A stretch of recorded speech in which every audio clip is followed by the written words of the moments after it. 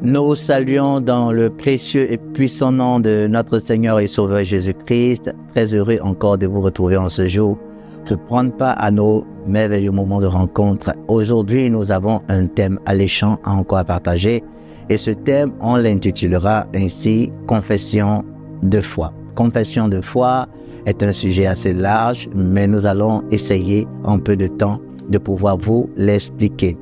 Alors, vous allez venir avec moi dans le livre de Luc, chapitre 24, verset 47. Alors, la Bible dit « Et que la repentance et la rémission des péchés fussent prêchées en son nom à toutes les nations, en commençant par Jérusalem. » Alléluia. Alors, le message que le Seigneur nous a envoyé prêcher, en réalité, a déjà été clairement établi dans la parole de Dieu. Il se trouve dans le livre de Luc chapitre 24, verset 47.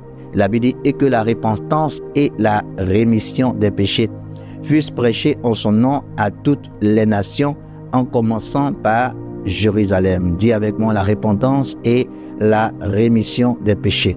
Alors, dans l'expression repentance, vous devez simplement comprendre la confession et la repentance. Alors, il y a différentes sortes de confessions pour ne pas créer de l'amalgame et ne pas créer de confusion dans les termes.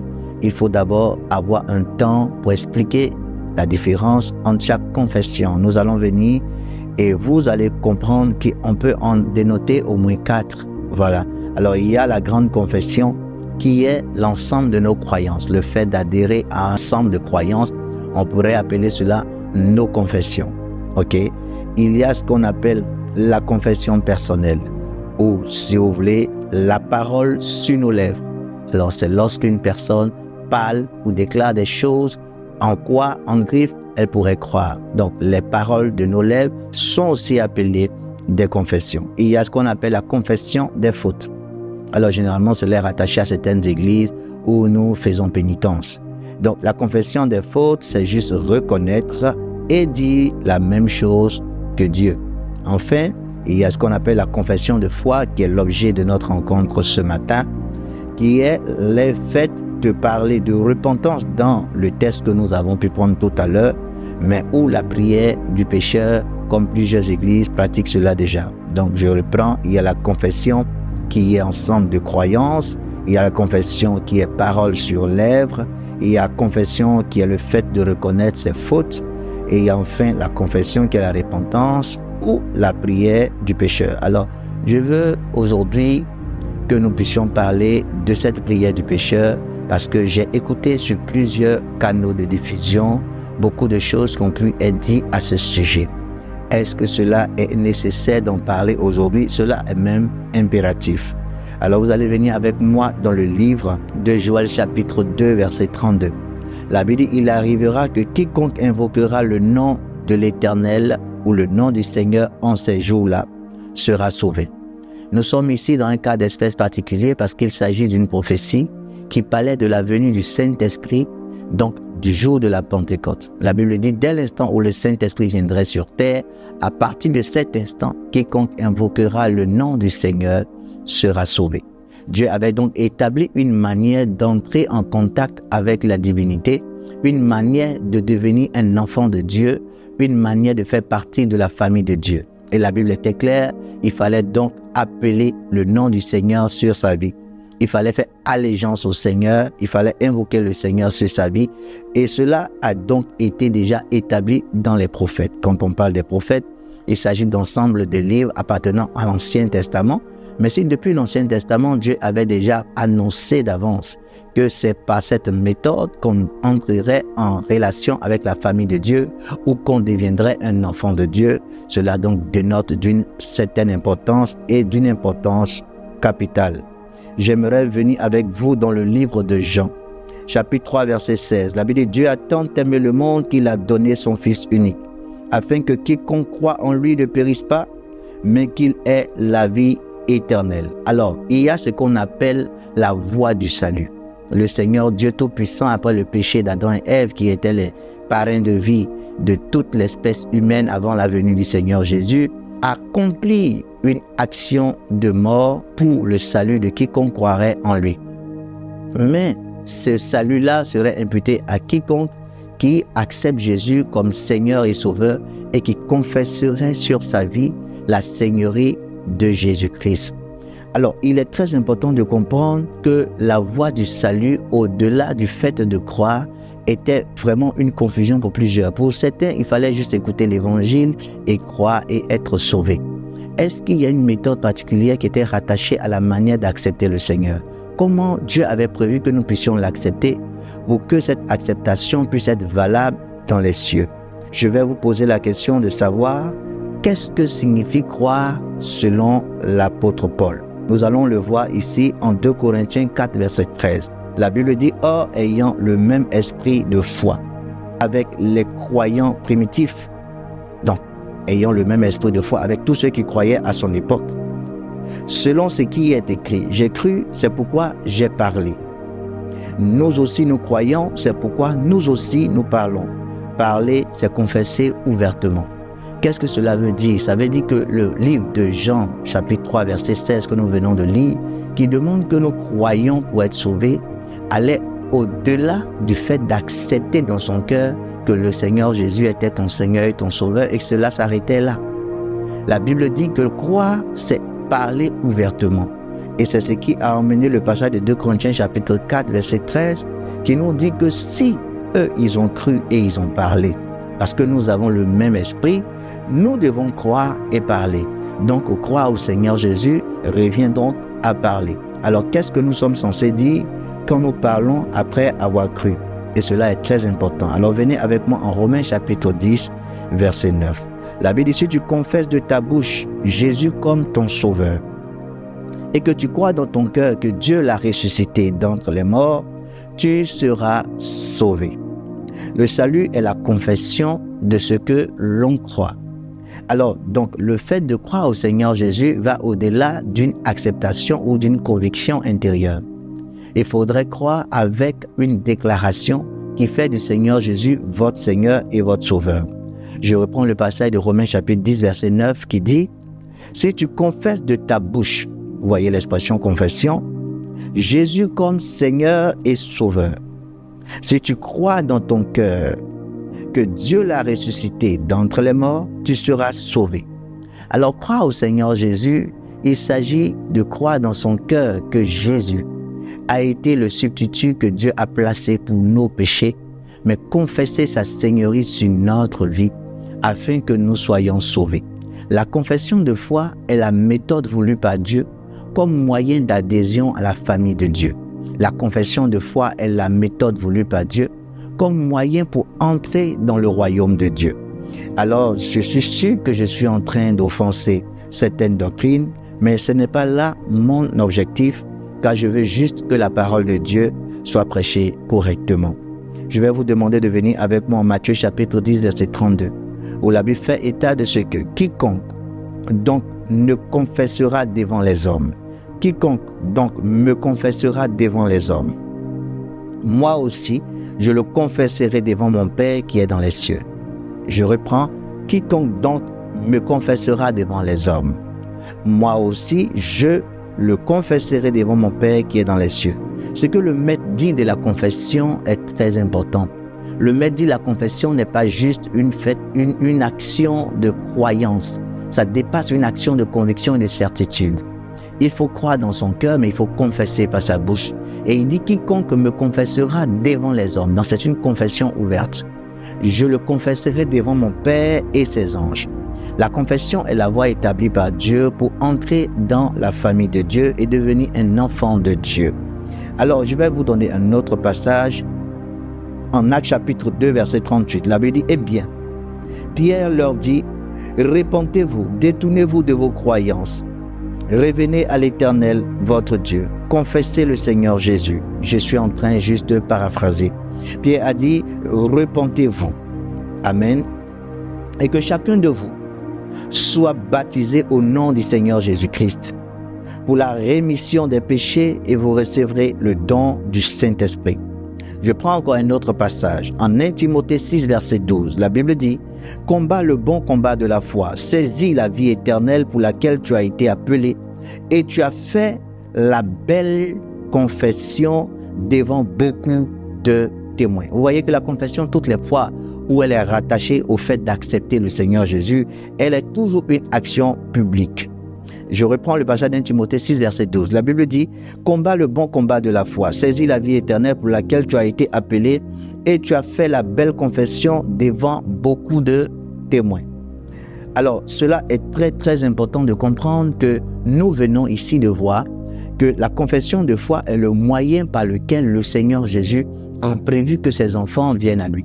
La confession de foi, qui est la repentance ou la prière du pécheur, est le moyen légal et légitime par lequel le peuple de Dieu, le vrai, qui appartient au Seigneur, vient au Seigneur. Et tout le monde pourrait dire, je crois à Dieu, je crois en Dieu, je crois au Seigneur. Parce que, écoutez, la Bible dit, les démons même croient et ils tremblent. Alors, croire ne suffirait pas. Je vous ai parlé du passage où l'apôtre Paul a dit, croire veut dire confesser. Car il a dit, si nous partageons le même esprit, que eux, ayant cru, ils ont confessé, nous devons confesser si nous croyons vraiment. Je le dis ainsi parce que cela est encore une confusion dans le corps de Christ et beaucoup d'hommes pensent que chacun peut avoir sa propre méthode pour devenir enfant de Dieu, être sauvé et appartenir à la famille de Dieu. Je prie que tu ne prennes pas ce risque parce que si un homme a laissé un testament ou un homme a laissé une parole, il voudrait donc que cette parole soit exécutée comme il a pu la laisser. J'espère bien que cela est une bénédiction pour vous qui m'entendez ce matin. Alors, je vais vous parler de la confession qui a pu avoir lieu pendant les jours de l'Église primitive. On va prendre en Actes chapitre 2, verset 38. Et nous avons vu ce passage qui a parlé du fait que l'apôtre Pierre a demandé à ce que les gens se repentent. Alors, qu'est-ce que veut dire se repentir? Se repentir, c'est le fait de confesser la Seigneurie de Jésus sur sa vie. Si vous demandez pardon à Jésus pour vos péchés alors que vous n'appartenez pas au Seigneur, cela ne change rien à votre condition et à votre statut. En fait, nous appartenons à Dieu pour nous repentir, mais nous ne nous repentons pas de nos péchés quand nous n'appartenons pas à Dieu. La repentance pour le païen, c'est le fait de devenir un enfant de Dieu en confessant le Seigneur Jésus sur sa vie. Cela est très important de comprendre qu'un païen qui demande pardon à Dieu alors qu'il n'appartient pas au Seigneur, même si le Seigneur venait à lui pardonner, les autres fautes pour lesquelles il n'a pas demandé pardon le condamneraient quand même.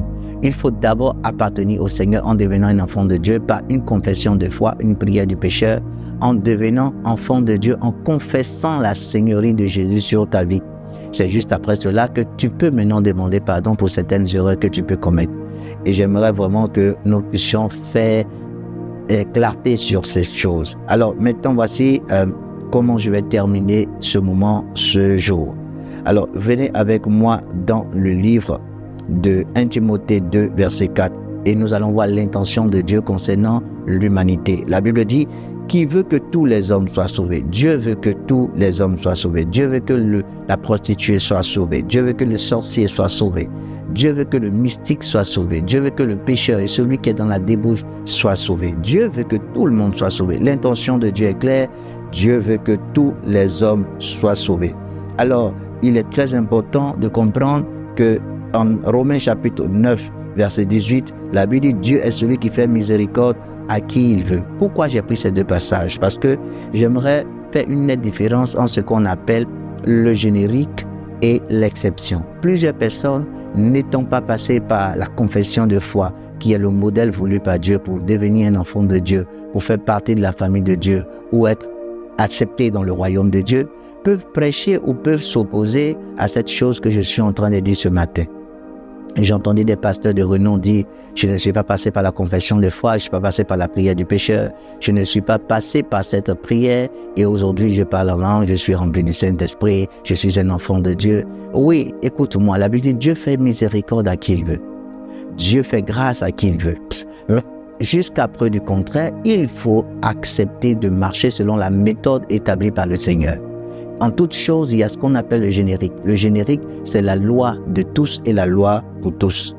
Il ne faudrait pas donc, à cause de l'exception que tu as été, venir salir la parole de Dieu ou t'opposer à l'exécution de la parole de Dieu.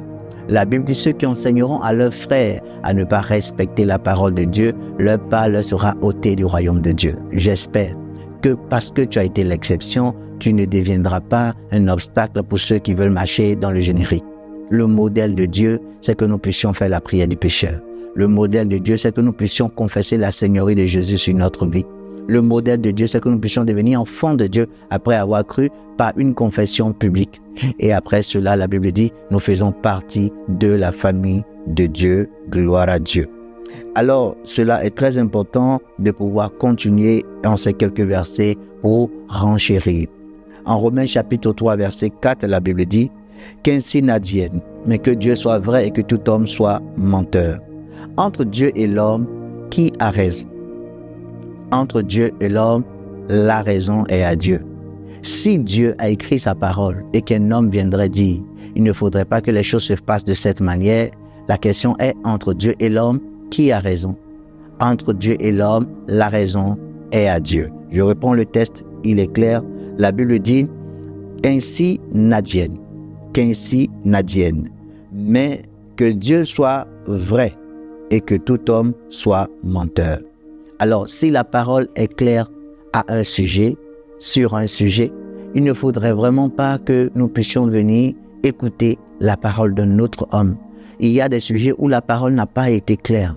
Alors, on a besoin d'une foi prophétique, on a besoin de croire en la notoriété de quelqu'un par rapport à la spiritualité pour marcher à sa suite. Mais lorsque la parole est déjà claire à un sujet, la Bible dit, lorsque la confrontation des dits d'une personne est contre la parole écrite de Dieu, que l'homme soit pris pour menteur et que Dieu soit pris pour vrai.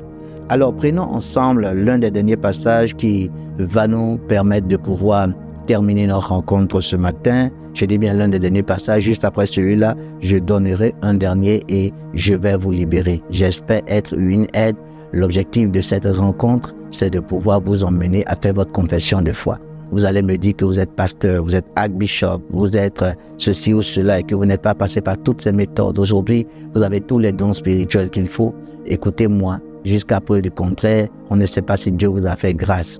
Je sais une chose, si nous devons entrer dans le royaume de Dieu, si nous devons devenir enfants de Dieu, si nous devons vraiment marcher selon les normes de Dieu, le modèle pour entrer dans le royaume de Dieu a été établi par l'apôtre Pierre.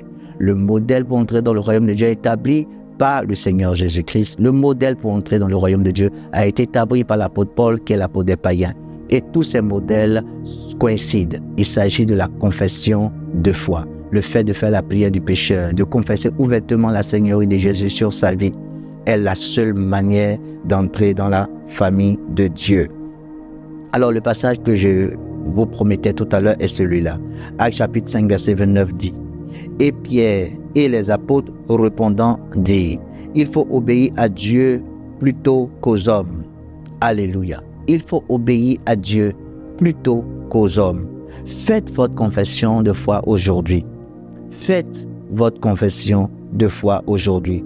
Bien-aimés, vous allez vous demander, si je fais ma confession de foi, qu'est-ce que je gagne maintenant? Alors en 1 Jean chapitre 4 verset 15, la Bible dit quiconque confessera Jésus-Christ, quiconque le confessera comme le Fils de Dieu, Dieu demeure en lui et lui en Dieu. Gloire à Dieu. Il y aura de la joie au ciel. Vous aurez la vie, vous aurez le miracle de Dieu.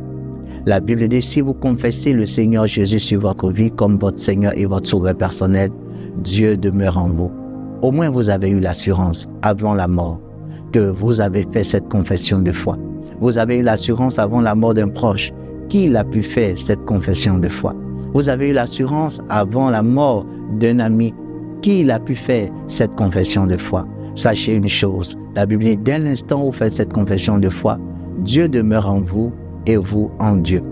Aujourd'hui, j'espère avoir été en bénédiction pour vous. Ma prière, c'est que vous puissiez rapidement faire cette confession de foi. Suivez donc la prière qui va suivre cette émission. Faites-la de tout votre cœur et vous ferez partie de la famille de Dieu. Vous deviendrez un enfant de Dieu selon la parole du Seigneur. Que la grâce du Seigneur soit avec vous. Shalom. Si vous avez été touché par ce message et que vous désirez donner votre vie au Seigneur Jésus, faites cette prière avec moi. Père Céleste, je viens à toi au nom de Jésus. Ta parole dit en Acte 2, verset 21. Quiconque invoquera le nom du Seigneur sera sauvé. J'invoque ton nom, Jésus, mon Seigneur. Car je suis un pécheur dans mon être tout entier. Je confesse que Jésus-Christ est le Fils de Dieu, mort pour mes péchés et ressuscité pour me justifier. Je crois qu'il est le Seigneur et je le crois dans mon cœur. Je suis maintenant né de nouveau. Je suis un chrétien, un enfant du Dieu Tout-Puissant. Je suis entièrement pardonné et je suis sauvé. Selon Luc 11, verset 13, il est écrit « Si donc méchants comme vous l'êtes, vous savez donner de bonnes choses à vos enfants, à combien plus forte raison le Père Céleste donnera-t-il le Saint-Esprit à ceux qui le lui demandent. Père, je te demande aussi de me remplir du Saint-Esprit au nom de Jésus. Saint-Esprit, révèle-toi en moi alors que je loue Dieu. Je m'attends de tout mon cœur à parler en d'autres langues selon que tu me donnes de m'exprimer. Au nom de Jésus. Amen.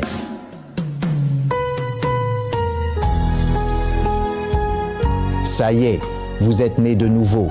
Louez Dieu un instant et répétez à voix haute toutes les syllabes qui vous viennent à l'esprit en ce moment même par la foi. Vous pouvez nous joindre aux numéros qui s'afficheront à l'écran pour nous raconter votre expérience de la nouvelle naissance et afin que nous puissions vous encadrer. À très bientôt. Que Dieu vous bénisse.